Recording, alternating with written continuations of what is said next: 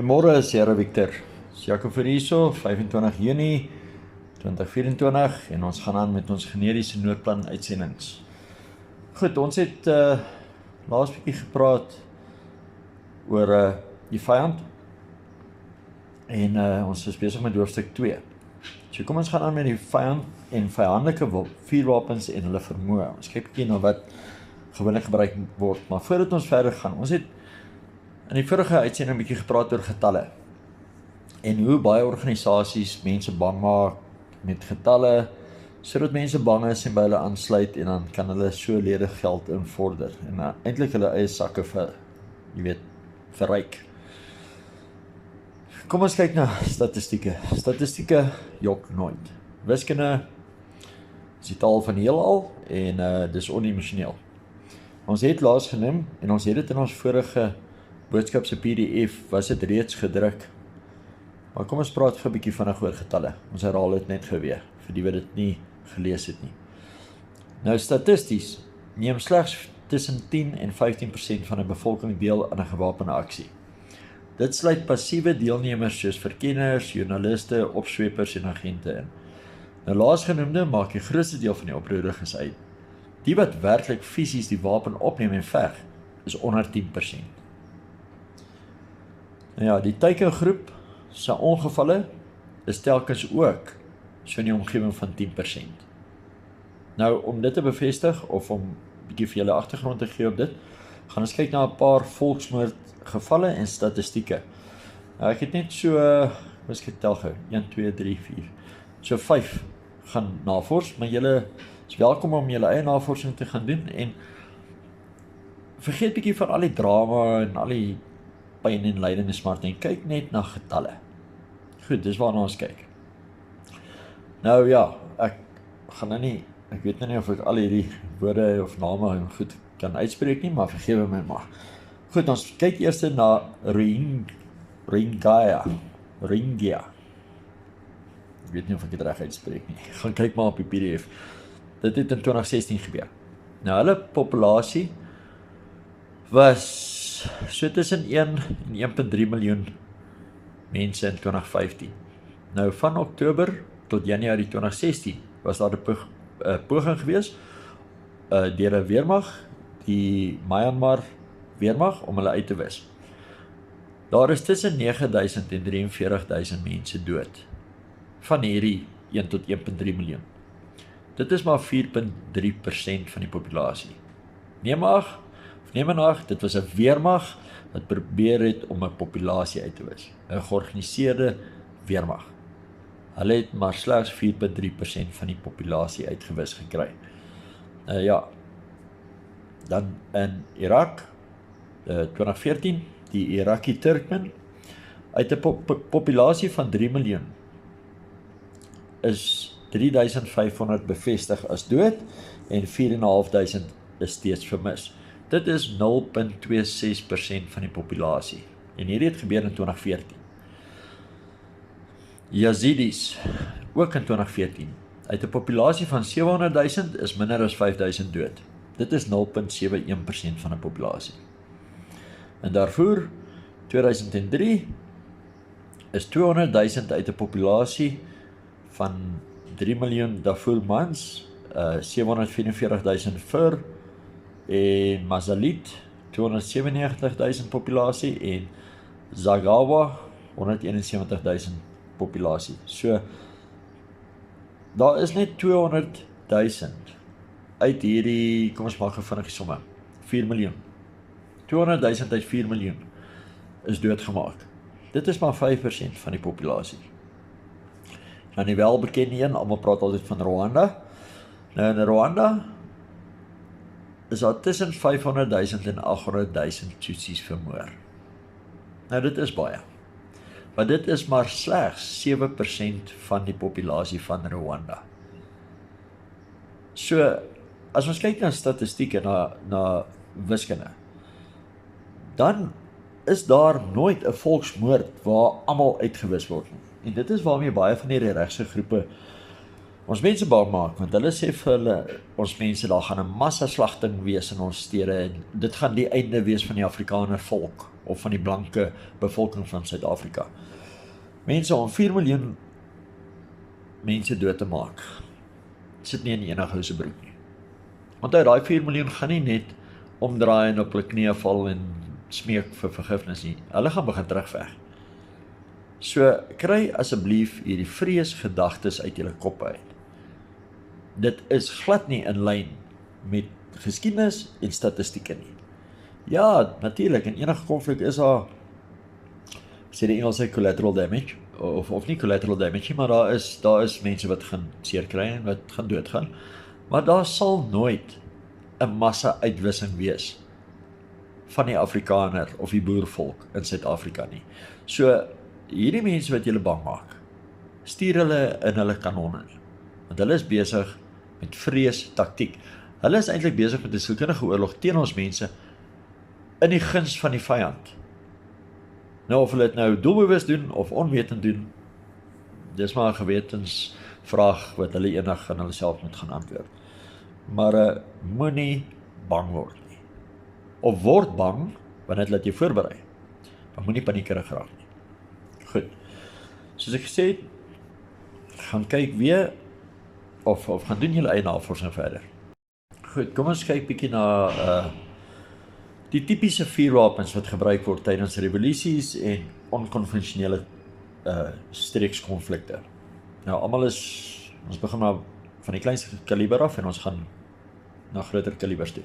Goed, eerst op die lys, pistool.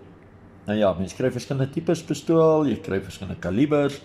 Ons gaan maar op die mees algemene konsentreer en dis 'n 9mm. Almal weet hoe lyk 'n pistool. Op die PDF's het ons prentjies van die verskillende wapens ook vir julle. Vir die mense wat nie weet hoe lyk dit nie. Goed, standaard 9mm pistool, standaard magasyn, 14 tot 16 rondes, effektiewe afstand, 0 tot 50 meter. Ek het al gehoor van manne wat tot op 100 meter kan raak skiet. Maar ek moet noem, dit is in absolute uitsonderlike gevalle. Maar ja, dit kan seker gedoen word. Penetrasie vermoë, glas, sinkplaat, voertuigdeure, sagte hout, dan alles natuurlik af van die rondes wat gebruik word. Koelvaste baadjies vir die ronde kan stop, is 'n vlak 2A en 'n vlak 2. Die beste aanwending is kort afstande of binnenshuis. Gebruik die tap-tap tegniek.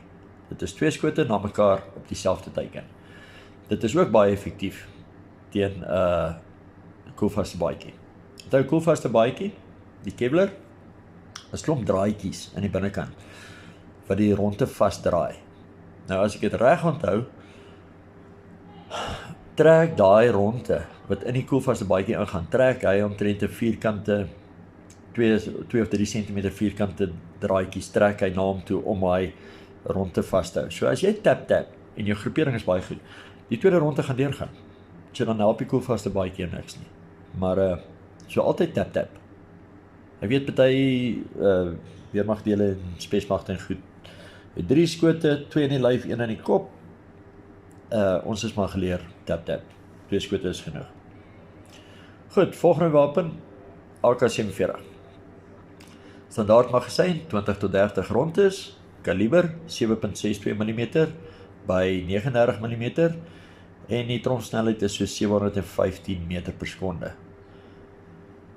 Semi-outomaties kan na 40 rondes per minuut afgevuur word, outomaties 100 rondes per minuut. Effektiewe afstand 350 meter, 'n goeie skut kan selfs 800 meter bereik. Penetrasie vermoë, glas, sinkplaat, voertuigdeure, sagte hout, harde hout, enkelsteen mure en selfs 6 mm staal op 300 meter. Koelvaste baadjies wat ronde stop, vlak 3. So vlak 3 stop AK ronde, mits dit enkelskote is. As hy nou gaan tap of as hy gaan semi-outomaties op jou skiet of outomaties, dan gaan dit jou vanselfsprekend nie help nie. Beste aanwending is 'n baie veelsidige wapen in aanwending en dan met 'n kolf vir langer afstande en dan sonder die kolf vir in en uit voertuie of in beperkte spasies. Goed, die volgende wapen waarna ons gaan kyk is die R4 of die R5.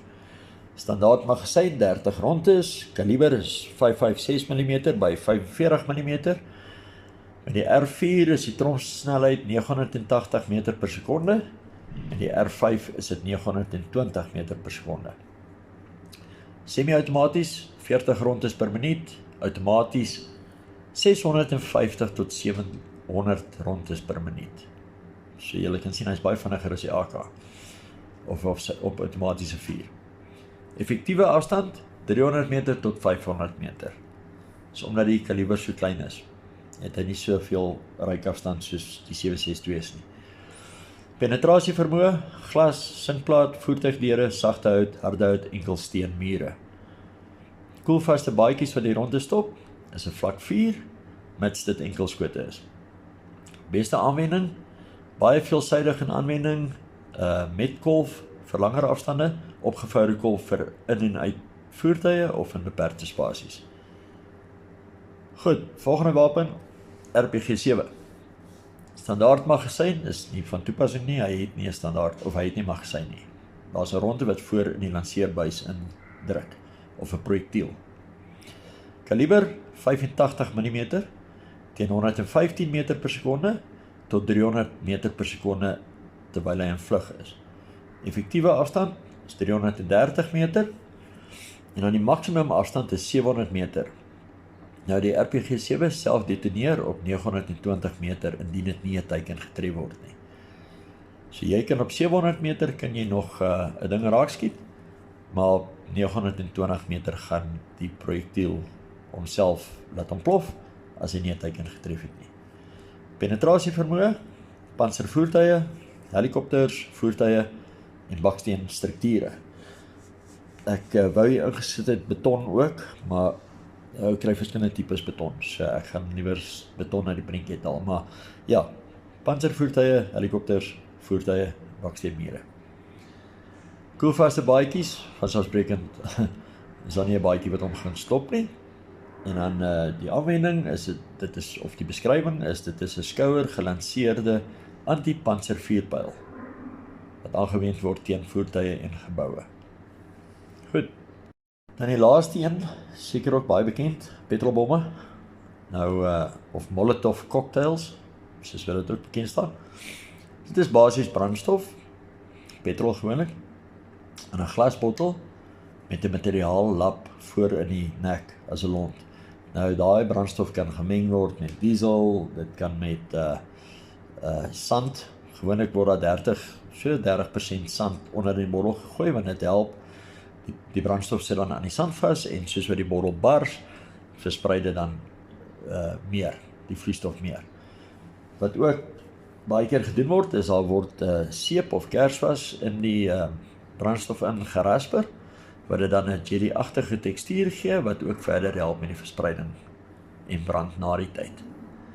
Goed, dit is basies, die mees basiese van alle, kom ons noem dit maar, onkonvensionele terroriste vuurwapens wat moontlik gebruik kan word as daar binne Suid-Afrika opstande is en anargie. Ja, so kom ons volstaan daarmee met hierdie boodskap. In ons volgende boodskap gaan ons aangaan met, of ons begin met 'n nuwe hoofstuk, hoofstuk 3, en dit gaan oor menslike kapitaal. En dan gaan ons 'n bietjie praat oor eie magte en die aanwending van eie magte. Dit help nie, jy deel 'n ou in om 'n taak te verrig en hy is nie bevoeg of sy persoonlikheidstipe is nie van so 'n aard dat hy 'n aanwins vir jou kan wees in daardie posisie nie. Maar dit in 'n volgende boodskap verder. Goed, baie dankie dat julle saam geluister het. Soos altyd, die PDF's word ook saam met hierdie stemboodskap uitgestuur. En dan ons laai die audio ons op YouTube. Goed. Mooi dag vir almal. Die Here se genade en liefde. Onthou, staan vas. Staan vas in jou geloof en staan vas in jou identiteit. En mag alle eer na God gaan vandag en eendag tot in ewigheid. Goeiedag. Ons staan vas deur die storm, staan vas deur die nag, teen die